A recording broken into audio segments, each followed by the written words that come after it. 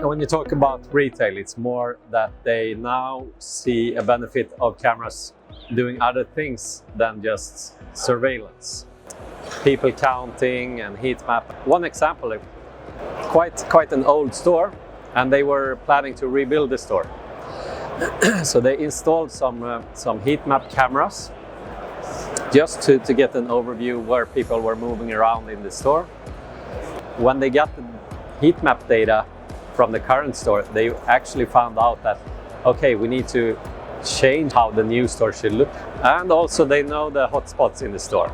They can even charge suppliers for it. With the people counting, you know how many people are coming to your store and what time are they coming at.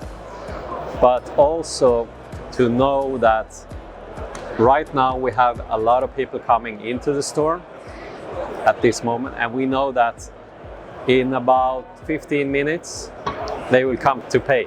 That's something you can use people counting for, to be more efficient, so that you minimize the amount of time you have to wait in a store.